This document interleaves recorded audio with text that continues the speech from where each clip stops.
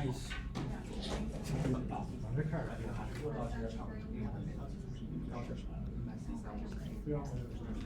right, so we have a sample little piece of code up here on the slides, and I'd like you to evaluate it step by step. Take the next few minutes and give it a try, and then we'll see how you've done, okay?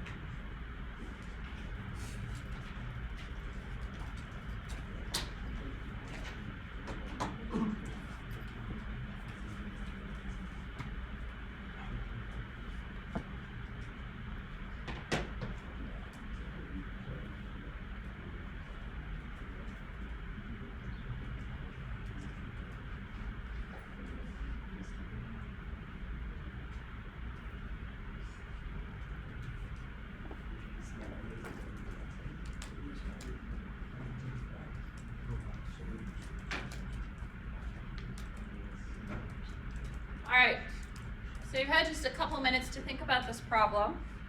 So if you take a look at this, what is the first thing that we actually need to do, the first step?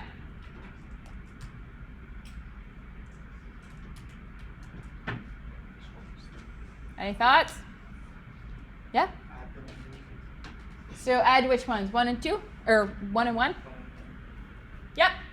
So the thing to remember is that when you have a structure definition, so long as all of the arguments to the constructor are values, that in itself is the structure value. So make point 3D 1, 2, 3 is actually a value itself, and it doesn't require further evaluation. But the second use of the constructor for point 3D has each of the arguments as expressions, and so we need to evaluate those first. Now, in writing this on the board, I'm actually going to put a lot of ... dots because I don't want to write this all. and this will make things simpler. So I'm just going to turn the center board light on. All right, so we're going to start. We've got our call to dot. And I'm going to short form some of the names of things just to make it a little quicker. So make is going to be MK.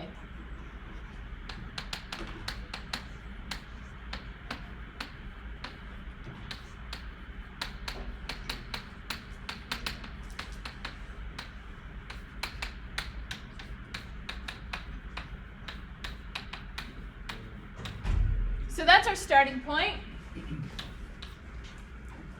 And our first step is actually to evaluate 1 plus 1. And again, I'm just using this dot, dot, dot here to represent it is not changing from the previous line. I just want to save some space and some time in actual evaluation. So make point 3D.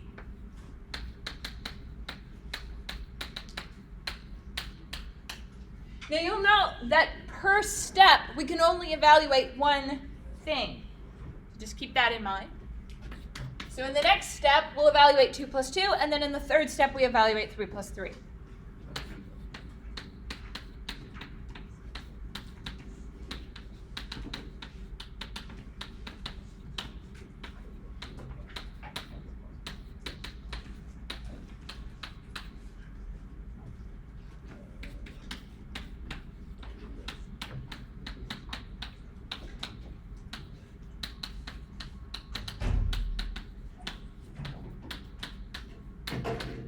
All right. Now both arguments to dot product are values, and so we can now substitute them into the body of the dot product function. Again, I'm going to make a rather generous use of dot, dot, dot here just to save some time. So we're going to end up with plus.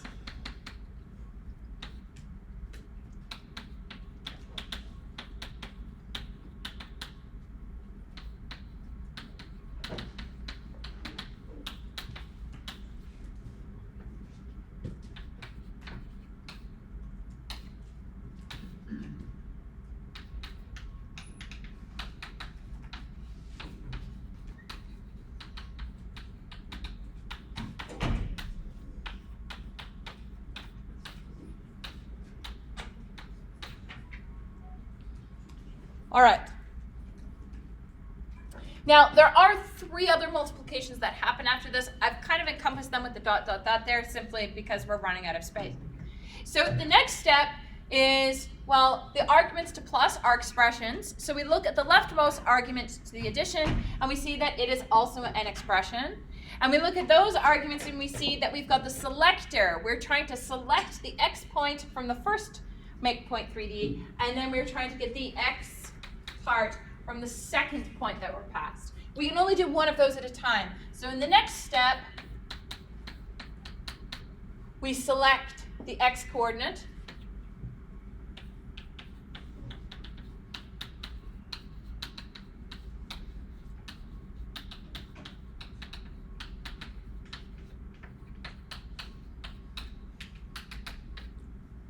And then we're going to get the x coordinate out of the second point.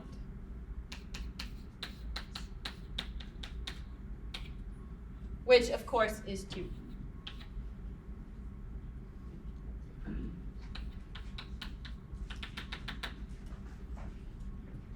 All right.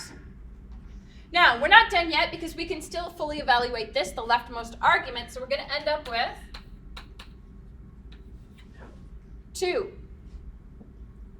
And then we are going to add that to the result of multiplying the y coordinates from both of the 2 points.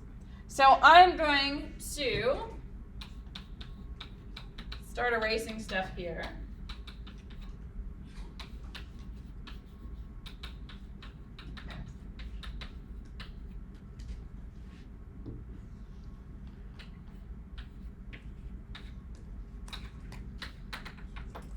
So from here,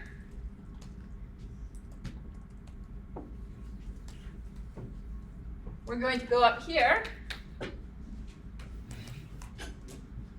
And now we're going to get the y component from our first one.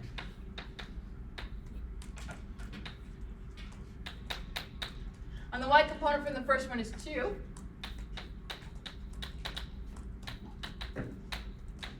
And then the next step will be getting the y component from the second point.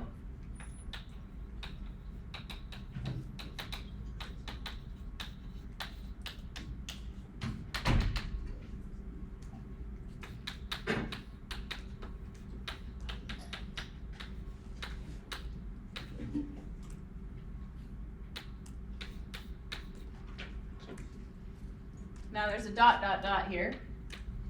And we can finally evaluate 2 times 4. So now we're left with 8. And then in the last multiplication, we've got the Z selector.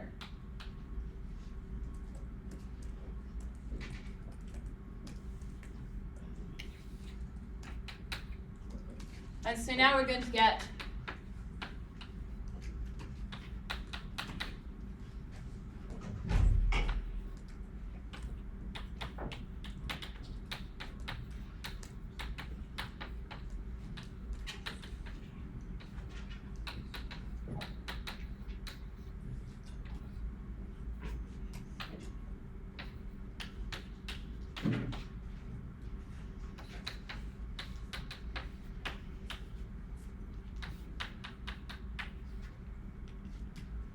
and the Z component from the third one is 6.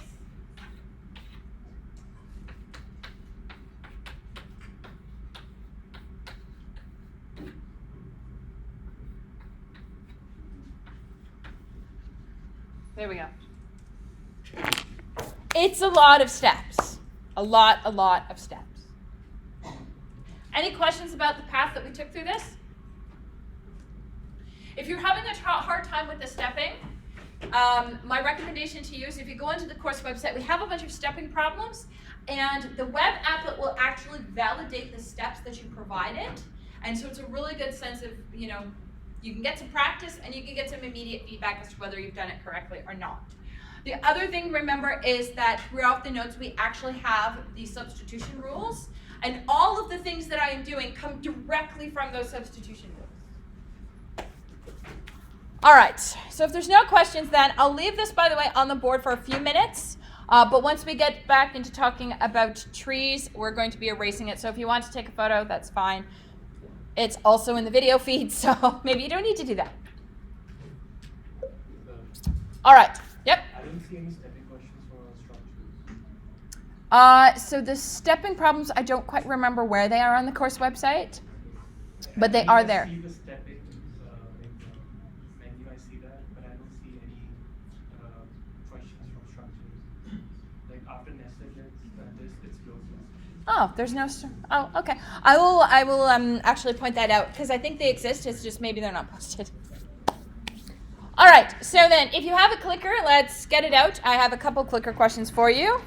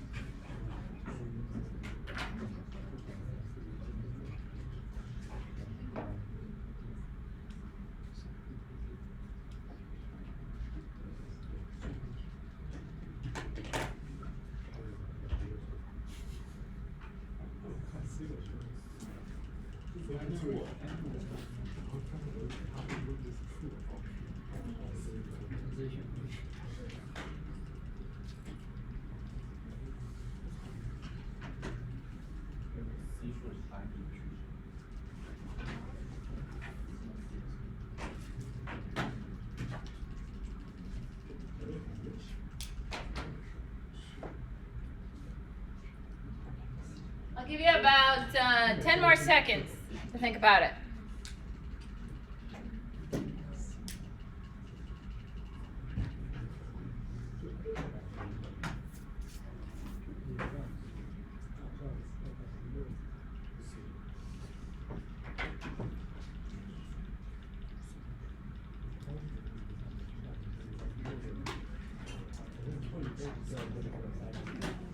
All right, let's see where everybody's answers fall. Most of you gave the answer C. C is correct.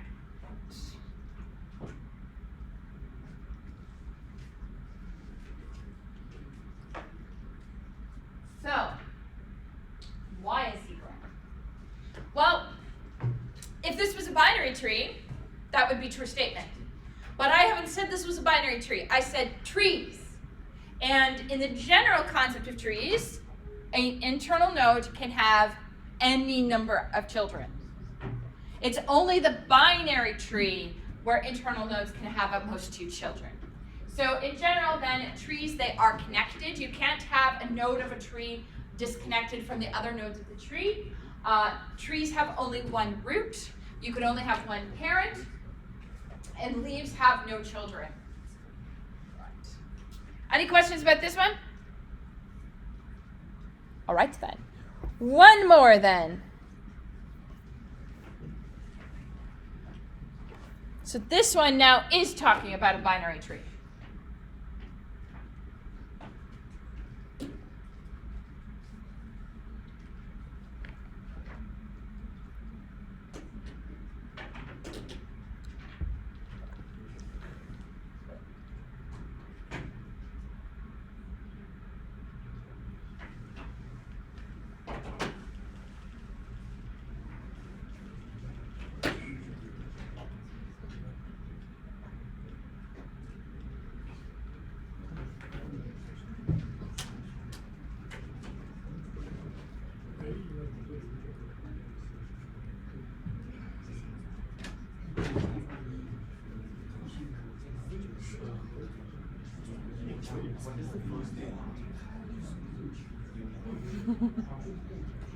Think about the value of the key, the number stored at the key.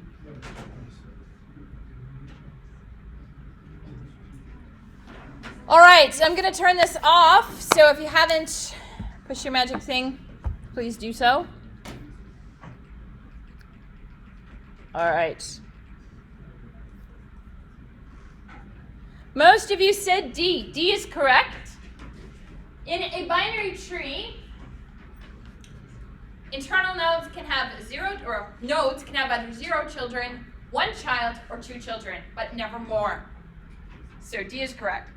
Now, some of you might have thought A was the answer, but it's not, because I didn't say binary search tree, I said binary tree. And there is a difference between a binary search tree and a binary tree. A binary tree has no ordering rules for children. So it's not A. Leaves don't have children. And internal nodes, by definition, have children. So D is the correct answer. All right, any questions about these? Okay.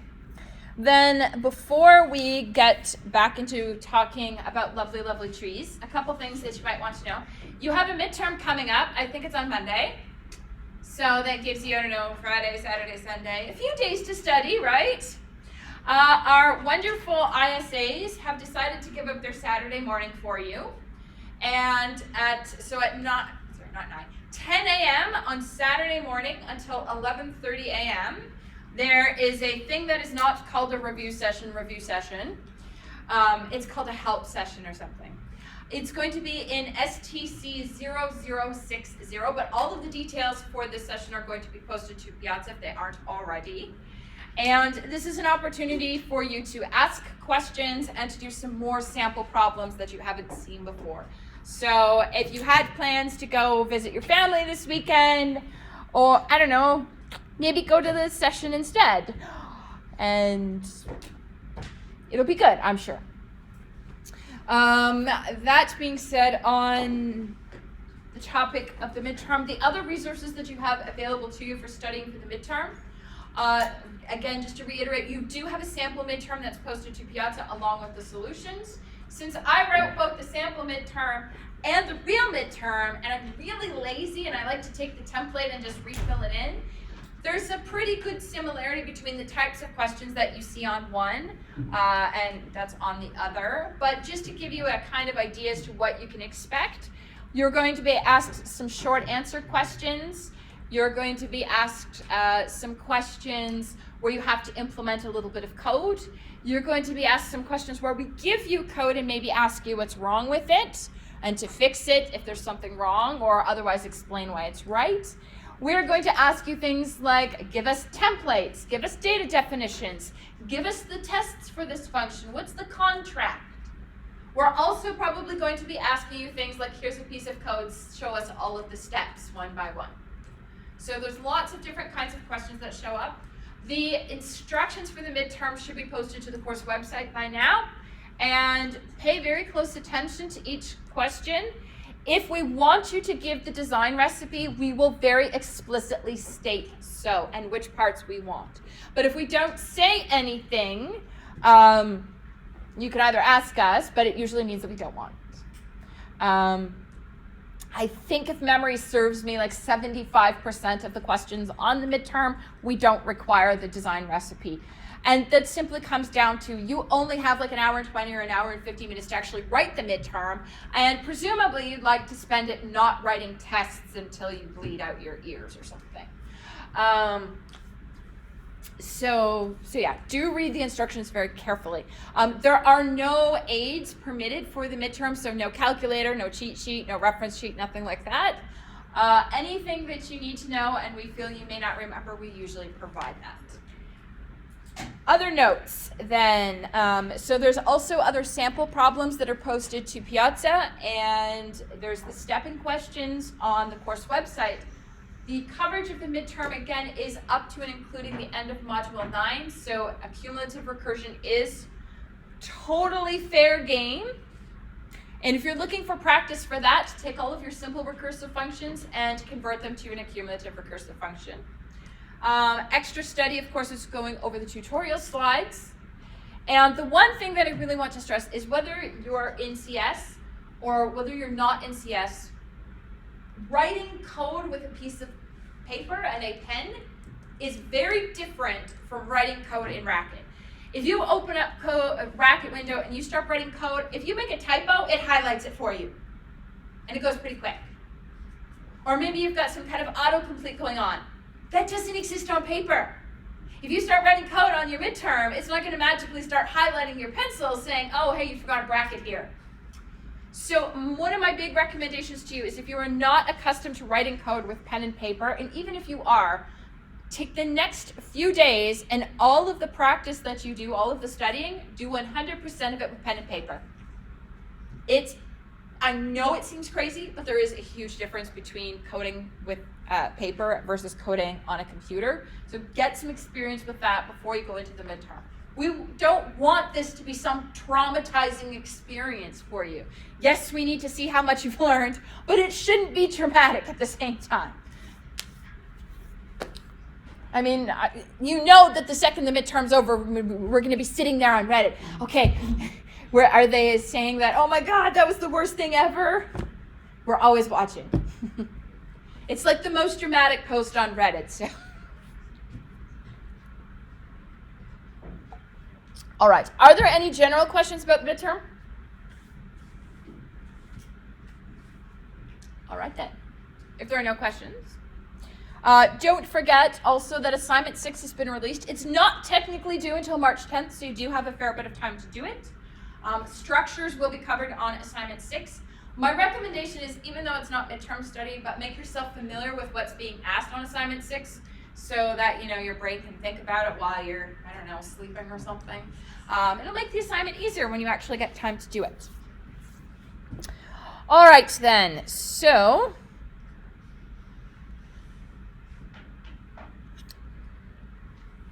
we were talking about trees last class, and if we go back to what a tree is, you have these nodes, and one node is designated as the root node, and a node can have some number of children, but you can only have one parent, except for the root, which has no parent. And all of the nodes are connected by these edges, which establish that parent-child relationship. And any node that has at least one child, we refer to it as an internal node. And any node that has no children, we call it a leaf. Remember, you can only have one parent, and there shouldn't be any cycles in your tree. No cycles. It is no, I can't go from A to B to C to A. That is not permitted here. Remember also that the nodes of a tree are actually connected. Otherwise, we'd end up having something known as a forest. Now, there are very specific types of trees, and the type of tree that we introduced you to last time was a binary tree. And a binary tree is a tree where a node can have 0, 1, or 2 children, but no more. And at each node, we can store a value. So in this case, we're storing in each individual node an integer value, or a natural number. And then the nodes also have access to their left child, and they know who their right child is. Now, why do we call them left and right? Because when we draw it out, you have 2 choices of children. Well, we put one on the left and we put one on the right, so we call them the left child and the right child. If you don't have a left child, that child would be empty. Likewise, if you don't have a right child, that can be empty. And from that basic description in this diagram here, we actually managed to create the structure definition. And we didn't create it as a binary tree, because a binary tree in itself can be empty. It does have no nodes. It's still a valid binary tree. We created the structure as the node. And the node has a key, a left, and a right.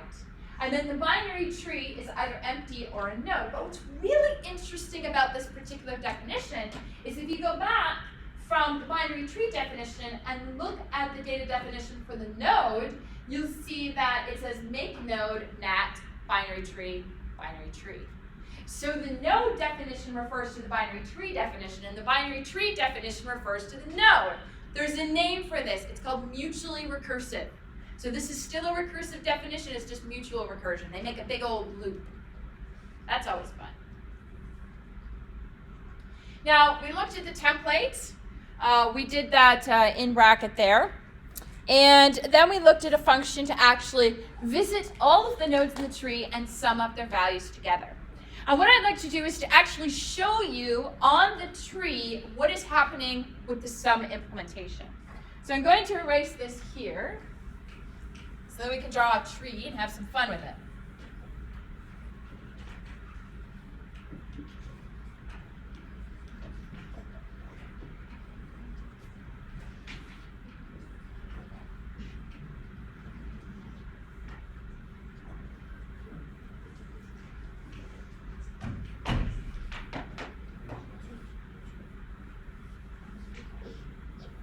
All right. So I'm going to draw the tree we're going to work with right here.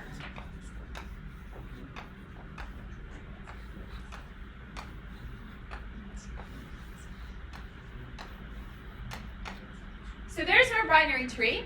And I know that it's a binary tree because it's a connected graph. And I know that each of the internal nodes have no more than 2 children. And there's only one root. So we've got a valid binary tree here. And now my sum function, if you don't remember it, it looks something like this.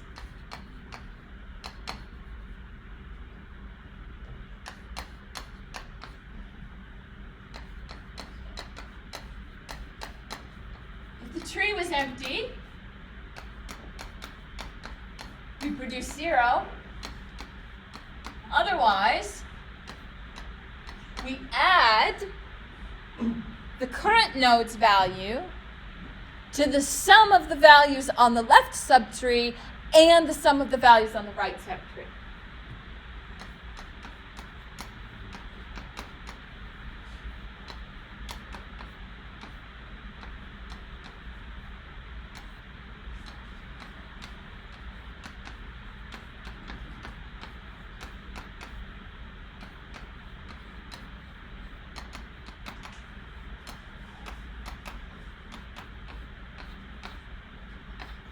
All right.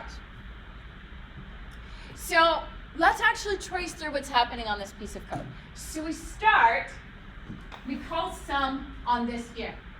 This is our binary tree, and the value of the node that we're passing in is 3. So what's going to happen is we're going to end up getting, well, my binary tree is not empty. So I'm going to add the current node's key to the result I get of summing all of the keys in the left subtree and all of the keys in the right subtree. So I get 3 plus, I'm starting here,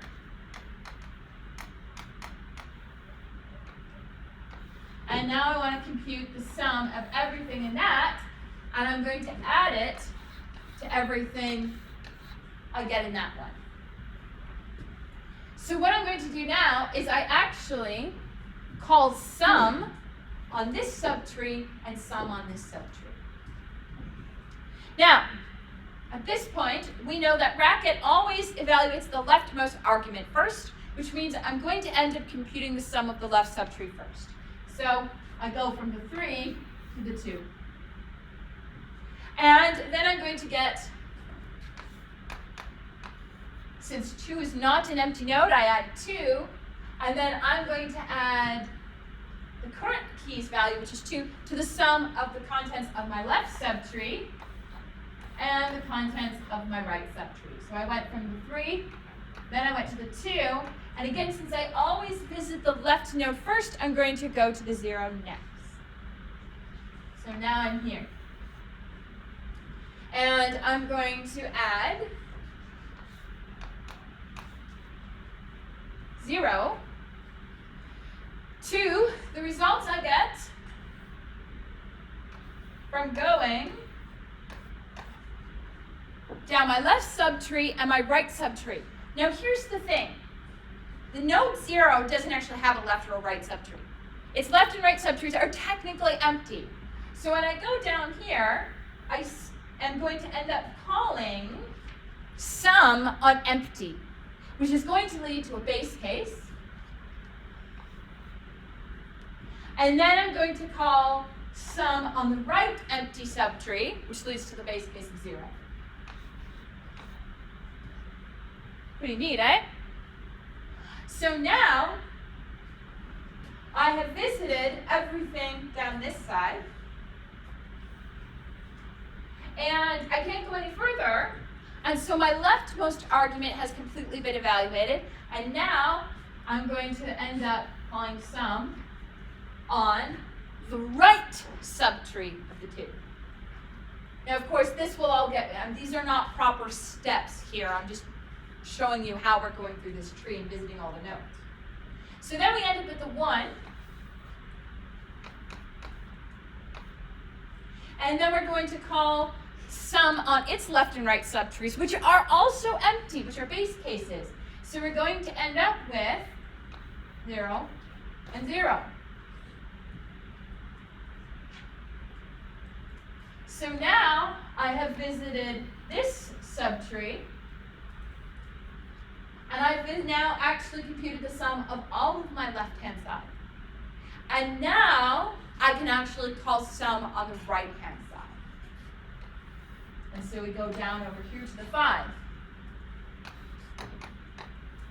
And then we're going to add that to looking at the sum of its left subtree and its non-existent right subtree.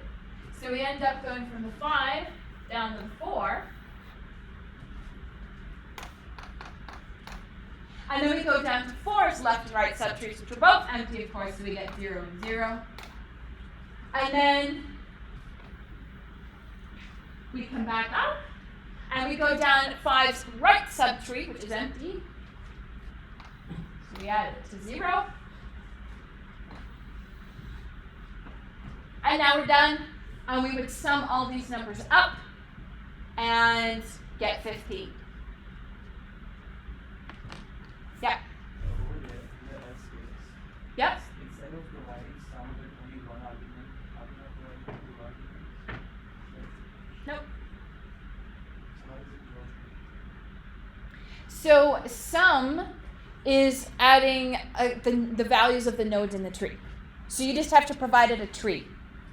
You don't have to provide it 2 things. So it's just the purpose of sum is to visit every node in the tree and add the contents together. So that's why you don't need multiple. Now, there's other ways that you could visualize this. Another way that you could actually trace through this code is if you were to actually do the stepping process, but instead of doing the make node and then all of that nonsense, draw a picture of the tree you're working on right now. Trace the code with the drawings of the subtrees you're actually actively working with. I find that for algorithms with trees and graphs, tracing through it on the actual diagram is very, very helpful to understand. Now, this path that we've taken to visit each of the nodes of the graph, there's actually a name for that. That's called a traversal. We traverse a tree to visit all of the nodes, and there are three primary ways that you can traverse the nodes. There's pre-order traversal, there's post-order traversal, and there's in-order traversal. And we'll look at those different traversal methods another day. All right, any questions about sum, how it works? All right, turn that center light off then. All right. Yep. Yeah, it's about what he asked. I don't completely understand. It says sum, and it expects one argument, which is a tree. Yes. But then it says sum, not that binary tree, not right binary tree, but there are two separate parentheses. Oh, okay. It's just missing a bracket. My apologies. Common mistake with bracket, right? Missing brackets. Yeah, no, just missing brackets. All right, so summing the keys in the tree is not too bad. You traverse each node, and you take the key values, and you just sum them all up. We can do other things with this magical binary tree, like let's say we want to count how many times a particular value occurs in that binary tree. So we could, in order to do this, we would have to visit each node in the tree, and anytime we find the value that we are looking for, we add 1, and if it's not the value we're looking for, we add 0. So following the template that I gave you in class last time, if the tree is empty, we're going to produce 0. Why 0? Because empty is not the thing we're looking for. Otherwise, we're going to check to see if the current node is the thing we're looking for. And if it is, we're going to add 1 to the results of searching for the item down the left tree and searching for the item down the right subtree. Now, I don't like this solution here, and you can probably guess why. It has a nested cond, and there's absolutely no reason for that ugliness. So it's a little challenge to you. Take this piece of code and rewrite it so there's no nested conditional. It's not terribly complicated. All right. So now we have the ability to count how many times something occurs in this. What else can we do? Well, maybe we want to modify our tree. Let's say that I represent the entire class as a binary tree, and I've decided to give everybody 1 extra mark. So I want to go through each of your nodes, and I want to add 1 to whatever score that you have. So now everybody, instead of having 100%, you all have 101%. And if that were to happen, I would probably get fired. That would not be well taken. So, but let's suppose we did want to do that. Well, remember that in bracket we don't modify values, we have to only produce new values. So in order to increment everything that exists in the tree, we actually have to produce a new tree where all the values have been incremented by 1. Now the recursion follows the exact same structure that it did in the previous 2 examples. We're going to do something with the current node, and then combine it with the results of going down the left subtree and going down the right subtree. Except in this case, we're making a new tree. So the combining is using the constructor, incrementing the key of the current node, and then calling increment on the left subtree and increment on the right subtree, and using those modified subtrees as my left and right. So if the tree is empty, of course we produce empty. Otherwise, we make a new tree. We add 1 to the current key, and then we increment the left and increment the right subtrees. And now we have a new tree where every node has been incremented by 1. And again, if you're looking at these codes, and I know we're going fairly quickly through these functions, if you're looking at them and you're having a hard time seeing what exactly is going on, I cannot stress enough how helpful it can be to trace these algorithms by actually drawing trees out. Very, very helpful to do that. All right. Any questions about this one? Yep. Isn't it a sum?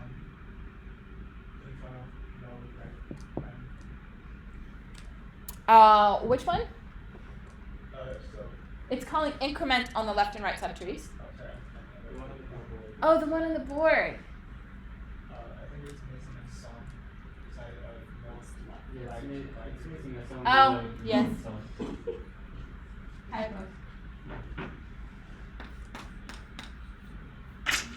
Thank you. Happens. All right. Any questions about the one on the slide, though? Making a new tree. All right. That was boring. Let's be honest. That is not stuff we're going to do with a binary tree. I am not going to store data in a binary tree only so that I can visit every single node. If I have to visit every single node in the binary tree, I'm just going to store things in a list. Because a list is easier to work with than a binary tree. So this is not something we would do with a binary tree. And if I have to modify every node in the binary tree, again, I'm just going to use a list. Not every data structure is appropriate for every task. That's why there's so many of them. So really, the big thing that we use binary trees for has to do with searching. I want to be able to search for something in a binary tree. And realistically, I want to use the binary tree to reduce the search space for whatever it is I'm looking for. Because remember, if I have a linked list, or a list, and I want to search for something, in worst case, I actually have to visit every node. And I would like to really reduce that worst case scenario. I want to make it so I don't have to visit every node. So let's see if we can do that by searching in a binary tree. Well, you can't actually. And here's why. In a binary tree, there's no restrictions about the ordering of child. Which means that in order to find if a binary tree actually contains something, I still have to visit every damn node in the tree. How do we do that? Well, if the tree is empty, we produce false, because an empty tree doesn't possibly contain the thing that I want. And if the tree is not empty, then I compare the key I'm looking for to the key of the current node. And if they're equal, I produce true. Otherwise, I need to search both the left subtree and the right subtree for the item. Now, I need to combine the results of both of those searched together, and OR is the appropriate thing. Because I want to know if that thing occurs at least once in the tree, and so I need to know if there's at least one true. And OR will do the job for this case. But, as I said, the worst case runtime of this is still big O of N. It's the exact same thing as searching for something in a list. So we did all of that extra work for absolutely nothing. We'll improve it. All right. Now, one other thing we may want to do is maybe we actually want to find the, not just find the node, maybe I want to know what path I got on the way to the node. And why would you want to do that? Well, let's say you're trying to find a file on your computer. And remember I said your file system is arranged as what's known as this namespace tree or namespace hierarchy, where you have the root of the file system. On any Unix-based machine, so Linux or Mac, it's root. It's actually like backslash. And on Windows, that's C:. And you want to know, does file x.txt exist? And sure, it can return yes it does or no it doesn't, but isn't it more useful if it actually returns the path through the files so that you can actually go there and open the file? So maybe we want to know what is the path you took to get to that particular node. And we can do that, and with our binary tree, how we're going to keep track of the path is by marking whether we go left or whether we go right. So whether go left or right. Now, in the case that the thing you're looking for is the root, then it's empty is going to be our path because the first thing is the item we're looking for. And if the thing does not exist in the tree, then instead of producing a list, we're going to produce false. So actually, our contract for this function is going to be rather complicated. Now, there's some examples in here. I'm not going to go through them. I'll let you walk through them on your own. But I do want to show you this function here. So the contract is we're looking for some natural number in our tree. So we take a nat and a binary tree. And we're going to produce either false or a list of symbols. Now you might be wondering, does this handle the empty case? Yes, it does. Because a list of x, if you remember the recursive definition for a list of x, it includes empty. So we're totally taking care of it. So if my tree is empty, I produce false because the item is not found. And if I have found the item, I'm going to produce the empty list because I am done. And whatever path I have built up on the way to finding this node, it's over. So this is the end. It's consing whatever was there onto empty, just like we did. And this is where it gets tricky, the not-based cases. So it's possible that we may have duplicate nodes in our graph, and in which case we're going to always choose the leftmost path. So we're going to check first, does the item I want exist down my left subtree? And if it does, then I cons the symbol left onto the results of searching for the item down the left subtree. And if the item is not down the left subtree, then I ask, is the item down the right subtree? And if the item is down the right subtree, then I cons right onto the result of searching for the item down the right subtree. If it's not down the left and it's not down the right, then it doesn't exist in the system, and therefore we just produce false, so the else is false. What's the runtime of this function? 2 to the n. It's the same as our original max implementation. Because we are checking, look at this, in checking to see if the item exists down the left subtree, and if it does, then we call it all over again. Oops. Good news. We can fix this in the exact same way that we fixed max. So, we can take this down to linear time by simply creating a helper function that is going to consume the path produced by going down the left subtree and the path produced from going down the right subtree, and then finding the intelligent way to combine them. So we take the two paths. If the left path, which is path 1, is a list, then we cons left on path 1. If the left is not a path, then it wasn't found on the left, therefore we check the right. And if it was found on the right, we cons right onto the path. Otherwise, if not our list, then it doesn't exist, and we just produce false. So this is our way of combining the results of going down the left subtree and the right subtree. And then to use them in our function, we have the same base cases as before, but now our recursive case is simplified. We are choosing the path between going down the left and going down the right. And now we're back to linear time, which is great, and we're happy. Want a challenge? Fix this with a cumulative recursion. That'd be a fun one.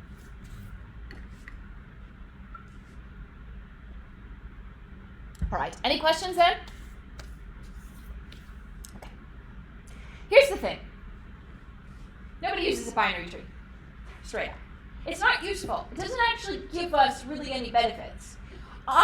When I created a binary tree, realistically, I created a binary tree because I want to reduce the search space. I want to make the search run fast. But a regular binary tree searches the exact same as it was on a list. So we need a different kind of tree. And many of you have probably heard of this tree. It's called a binary search tree. And this is a very famous tree in computer science. So a binary search tree, unlike a binary tree, does have rules and restrictions about the ordering of children.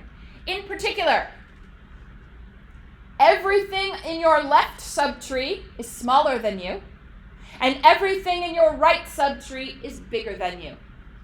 And how you define smaller and how you define bigger is up to you. You can have string length. It doesn't matter. Whatever means for comparison, smaller to the left, bigger to the right. That strict ordering is going to make searching significantly easier. Now, the data definition and the structure definition for the binary search tree look almost identical to the binary tree with one change. So we still have our data definition, and now we're just calling it an EST.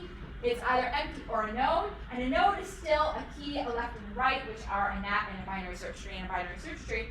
But now you'll note with the structures data definition, we have a requirement.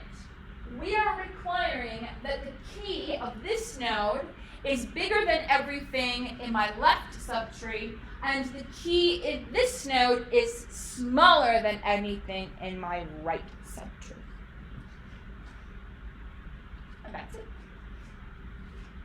So, We have some example binary search trees in the notes, and I'd like to just draw one here for you.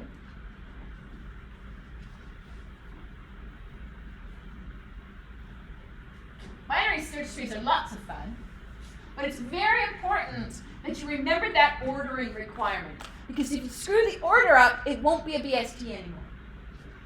So, I'll give you a BST. I don't want a 2 there. Let's do 1.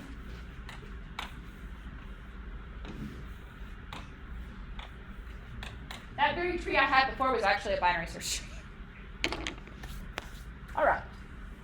Now, you have to be very careful, because if you do something like this, that's not a binary search tree, because the order property has not been maintained. But this is a binary search tree,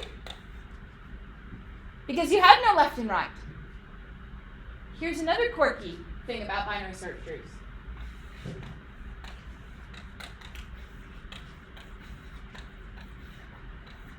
That is also a binary search tree. And it ends up being just a list, but increasing order. Or decreasing order, depending on which side you go down. So there's lots of different ways that you can represent a binary search tree. All right.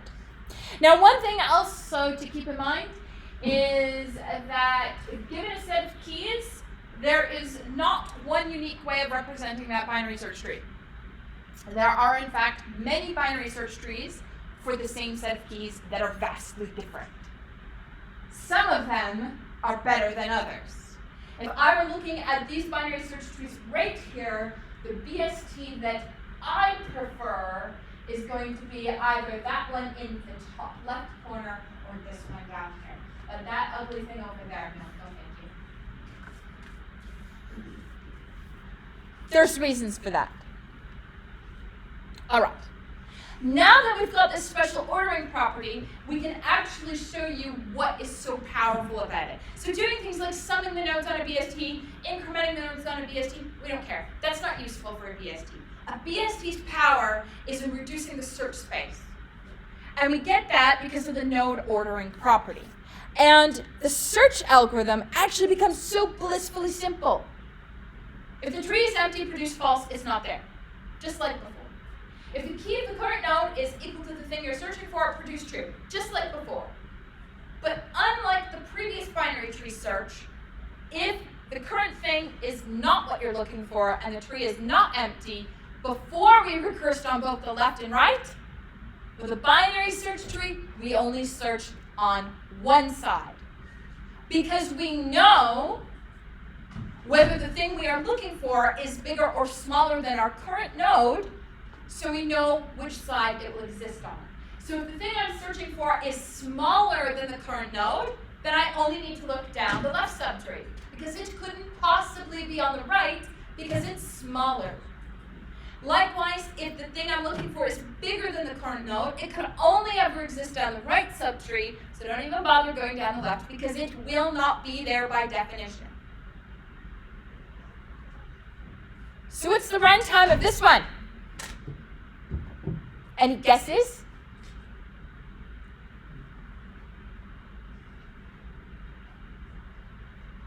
How many of you says login?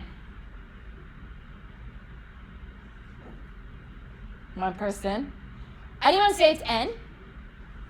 Quite a few people. It's actually n. Which means it's no better than anything we had before. So why the hell did we just go through all of this? Okay. Binary search trees. If you look at this one here, this is a totally valid binary search tree.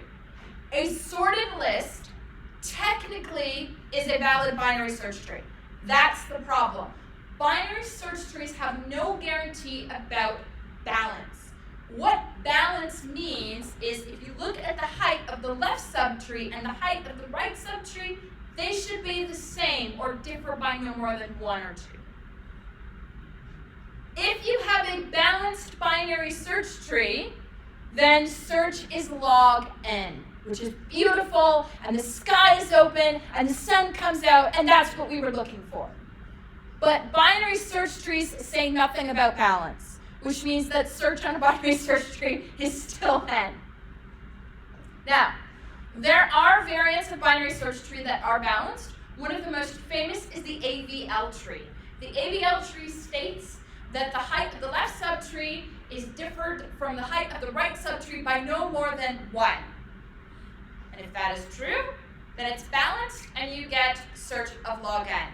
We do not cover AVLs in this course, but if you take CS240, you will cover them there. And if you're ever talking to Roger, your lovely ISA, he has the, he's taking 240 this term, and he has that midterm tonight, where he gets to spit out everything he knows about AVL trees, so he'll be able to tell you all about them. And they're beautiful, and if you go and take 240, you even get to prove things about them, which is lots and lots of fun.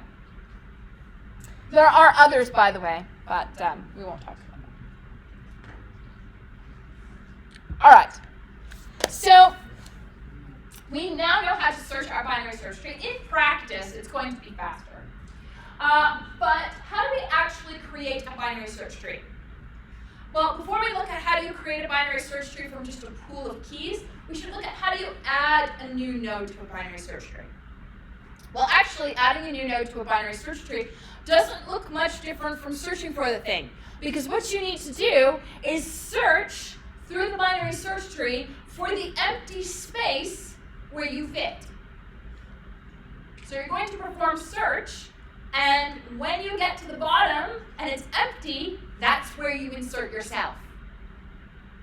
So if you're looking for the solution in the notes, you're like, wait a minute, where'd it go? It's not in the notes. So I'm going to pull this up on Racket. There we go. And it's a little bit messy here, but essentially I've taken the code for search, binary search tree search, and I've added a bit more to it. Now remember, I'm adding something to the tree, which means I'm making a new tree.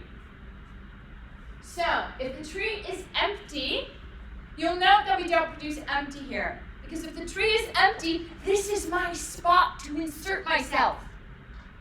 So if the tree is empty, I make a new node with myself, and I make my left and right subtrees empty, because I'm now a leaf. If, however, the tree is not empty, I need to check whether or not I need to go down the left tree or the right tree. So I check if the key is smaller than the current node, and if it is, I'm going to make a new node with the old key, and I'm going to have my left subtree be the result of adding the thing down the left subtree, and the right subtree stays the same. But if I'm bigger than the current node, then I make a new node with the current key, and then the left subtree stays the same, but the right subtree is now the result of calling BST add on my right subtree. So we're going to add ourselves to whichever subtree we would actually belong now. And now we can actually add something to our node, our tree. And again, I know we're going through this code very, very quickly. The most powerful thing that you can do to understand deeply how this code works is to draw a tree and actually try. Follow the steps.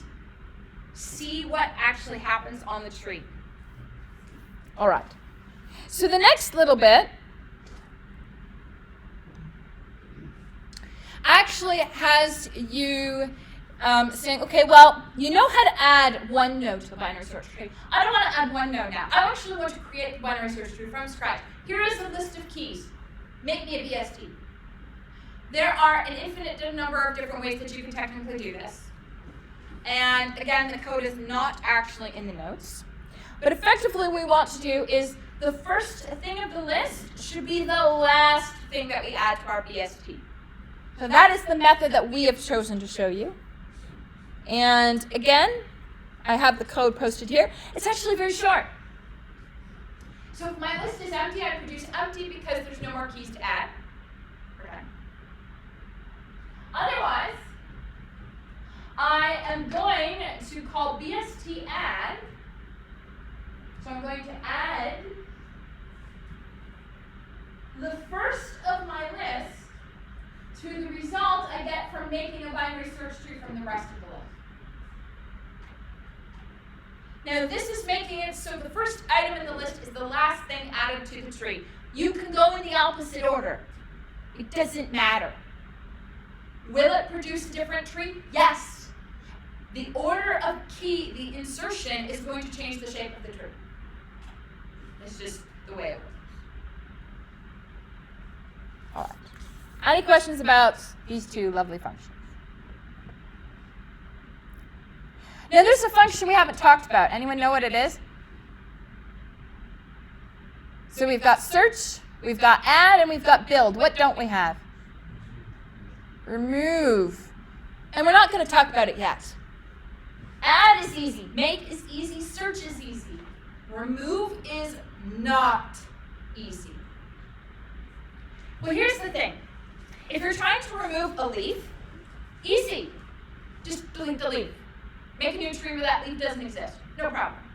If you're trying to delete a node that has a single child, that's also easy, because you just replace yourself in the tree with your child. And since you only have one, there's no choice. The problem with remove is if you have two children. If you have two children and you remove yourself, who gets promoted? Your left or your right? Or something else?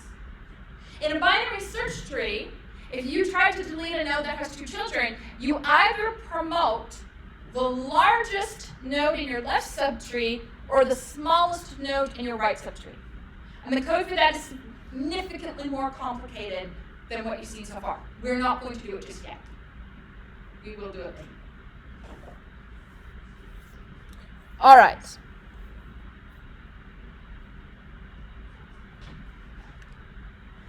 So,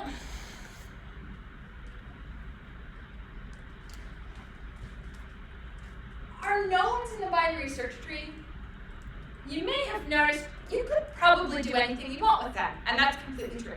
If you want to store 100 different things in the node, you go right ahead and do that. But there's a name for this, and we call it augmenting the node. So traditionally, each node in a binary tree or a binary search tree would have a singular value. That's fine. But maybe I want to store, maybe my nodes are students. So maybe my key is your student number, and I also want to store your name and a class list.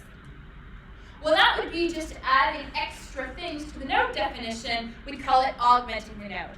Now, in particular, we can do some really useful things with this. For example, in a binary search tree, we have no duplicate keys. Because if you look at our BST definition, things that are smaller go to the left, and things that are bigger go to the right. But we never talked about equal, because we don't allow duplicate nodes. But by augmenting our BST nodes, we can handle duplicates. What we're going to do is, in addition to having the key, we also have a count that keeps track of how many of those keys of that value exist. So if I have a 5 in my tree already, and I try to add another 5, when I find the existence of the current 5, instead of adding a new copy of the 5, I just increment the counter. And now I know I have 2 copies of 5. And then if I try to add another copy of 5, now I have 3 copies of 5. I'm just incrementing the count with the augmented information. What's more useful is actually having stored in each node a key value pair, which might sound an awful lot like a dictionary to you, because that's exactly what we're doing. You can actually use the binary search tree, which is an ADT, to implement another ADT, and that is the dictionary. And in fact, there are very, very good reasons to do so. Because on a dictionary, we want to be able to insert, we want to be able to remove, and we want to be able to search. And the primary usage you will see with the dictionary is search. And if we have a balanced binary search tree, using a balanced binary search tree to implement a dictionary, that's going to be good times. So if we augment our node to have a key and a value, the structure definition will look like that there. You just add the value to the field list. And the data definitions and the templates are all going to look very, very familiar. So there's our node, there's the data definition. And then from there, we can actually implement our dictionary-based BST search. And it looks just like search on a binary search tree, except instead of saying true or false whether the item exists, we produce false if it doesn't exist, and if it doesn't exist, we produce the value. But it's the exact same piece of code that we had before with a teeny tiny modification. Now, this is a normal thing, by the way. These data types, these abstract data types, are really, really good as building blocks. You can use them to build other things. And a fun story is that a balanced binary search tree, if it's balanced, you can store that in an array pretty effectively. Again, that's a topic you'll see in CS240. That's really fun. And there are, by the way, lots of advantages of storing balanced BSTs in arrays because array access is super fast. All right. Any questions about this stuff so far? All right. So then, by the way, there's some sample tests in here. I'm going to let you read through the example tests on your own.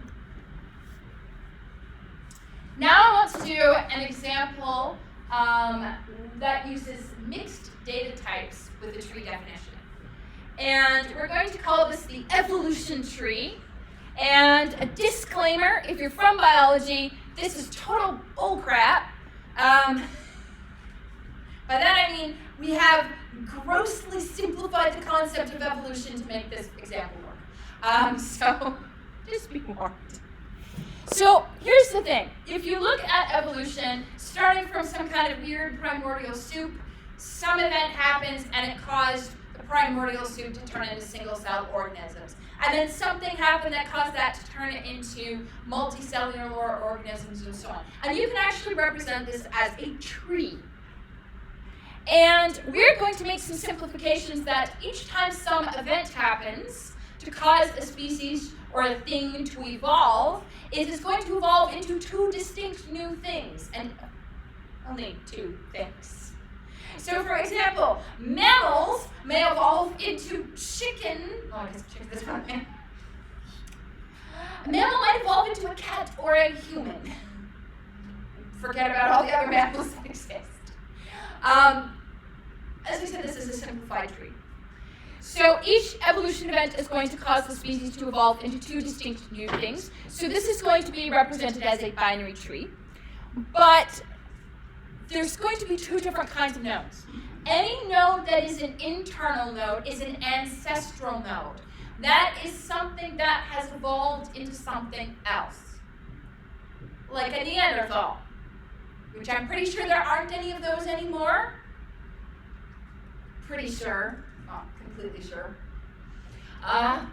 But so any internal node is going to be an ancestor, and any leaf is going to be a current species, so something that exists right now. And we're going to need two different, at least data definitions or structures, because what is stored in an internal node is very different from what's going to be stored at a leaf. For example, a leaf has no children. It's a current species. Humans, as far as we know, have not evolved into anything else yet. I mean, truth, we don't actually know. I mean, maybe there's some tribe somewhere where humans have evolved into, I don't know, have wings or something. That'd be cool. But we are not aware of this. So a current species has no children, so it's just a leaf. So its structure doesn't need to have any children in it. It simply needs to have a name and maybe some information about the species. Like, are they extinct or not? Are they endangered or not? So on and so forth. But our internal nodes, our ancestors, because they did evolve into other things, they will have children, and they'll also have a name, and they'll also have like an age, things like that. So just a few examples of these things. Again, if you're reading the biological descriptions here, we're in CS, not biology. So this may be grossly inaccurate. In fact, I'm pretty sure it is. All right. So we've got our multi-celled organisms at the root of our tree, which is obviously not the root of evolution, but let's just pretend it is. And then we've got it turning into vertebrates and invertebrates. And then the vertebrates are going to go into mammals and birds, and we've somehow forgot the dinosaurs here. And then primates are going to branch off of, if you're a mammal, you're either going to become a primate or a rat, apparently. Congratulations, cats, you're now rats. And so are dogs and horses and everything else. You never know. Yeah, you never know. And to be fair, rats are good pets. They're a lot of fun. All right, so this is one example of our tree, and you can see here that we've got our augmented information. We've got our name, and for ancestors, we've got their age, and then for current species, we list whether they're endangered or not. Apparently, chimps are endangered, and cranes. I actually don't think cranes are endangered. If you've ever been to California, there's a lot of them.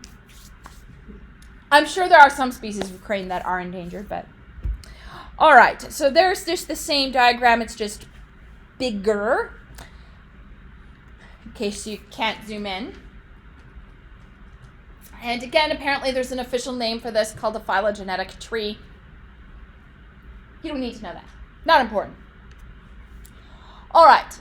So hopefully it's become very clear to you over our description of what an ancestor is and what a current species is, that you realize that you can't use the same data structure for both. And so what we're going to need to do is actually create a data structure for each of them. And that is exactly what we did. So we have a data structure for the current species, which has no children because it's current and it hasn't evolved yet. So it's got a name and a Boolean whether it's endangered or not. Whereas our ancestors will have a name, an age, and the two species that it evolved in, so a left and a right child. Now what's really interesting is that we're taking this mixed type and we're turning it into a single type called an evolutionary tree, or Evo tree. And an Evo tree is either a current species or an ancestor. Now this is interesting, because if you look at ancestor, an ancestor has children which are Evo trees. So the Evo tree definition makes reference to the ancestor, and the ancestor definition makes reference to the Evo tree. We got that mutual recursion going on again, and if you're sitting there hoping that there were only 3 kinds of recursion, I'm sorry, there's like a million. Mutual recursion is a super fun one. All right, so we've got our data definitions, we've got our structure definitions. We can make some sample animals, so taking them straight from that little example plot that we had. We can make chickens and worms and fruit flies. Fairly straightforward stuff. Make sure that you are using the appropriate structure for the appropriate type. And then, now that we've got our data definitions, some example animals to work with, we should write the template for an evolutionary tree. Now, just like when we did the student mixed data type, we're going to have to make use of those predicates that define struct gives us, because how we treat a current species is going to be very different from how we treat an ancestral species. So in our Evo tree template, we're going to use the predicate and check, is it a current species? And if so, we'll call the current template.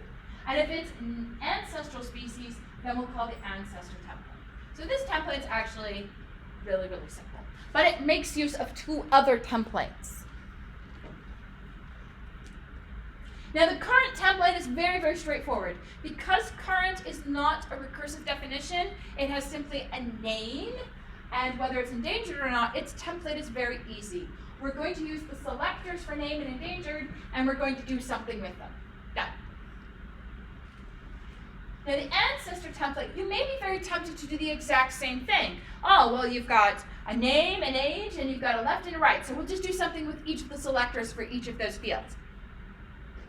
And you'd be wrong. It's not quite right.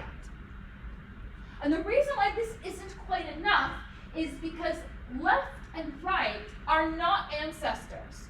They are not simple values. Left and right, according to the data definition of an ancestor, are Evo trees. And an Evo tree is either current or an ancestor. So this data definition here doesn't match that mutual recursive nature of the data definitions, so we need to modify this to make it match that. And all we have to do so is, for the left and right subtree, because those are of type Evo tree, we should be calling the evolution tree template on the left and right. Because if we want to visit every node, we actually need to be showing how to recurse down the left and the right node. And now it works, and it's mutually recursive, and it's super fun. All right. So now we can actually do stuff with this. So for example, maybe somebody gives me one of those trees and I want to know how many species currently exist on this planet. Apparently we only have like, what's that, 7 right now? All right, we can deal with that. So if I want to count every species, really what I'm asking is, I want to count all the leaves. So I'm going to follow my template and write this count current species. And because current species is going to take an Evo tree, again, we're going to need to use the predicate to check what is the current node type. So if the current type is a current species, then I'm going to call some function to deal with, hey, this is a leaf. And if it is not a leaf, that is an ancestor, then I'm going to call some other function that's going to deal with the ancestor. Now, technically speaking, the count current function isn't needed. And if you look at the implementation of it, all it does is produce 1. So we could have just put a 1 in the previous function. I would have. All right, otherwise, if this is not a current species, then this is not something I want to count, and I know that this is a recursive. I'm going to have a left and a right child, so I actually need to visit my left child and my right child, and I need to figure out how many current species are in my left subtree, and I need to add that to however many current species are down my right subtree. So in the count ancestor template, we're going to add however many current species we get from our left subtree to the number of current species we get from our right subtree. And that function is the function we had on the previous slide. So this is a mutual recursive function. They call each other. Word of warning about mutual recursion. Getting those base cases is absolutely critical. If you don't get the base cases, these two functions are going to call each other back and forth, A, B, A, B, A, B, forever. It is a lot harder to get the base cases correct for this than regular recursion. All right, I'm going to leave that there for today. Go study for your midterm or something. And make sure, you do breathing exercises or something so you come to the midterm at peace and relaxed. No reason to panic.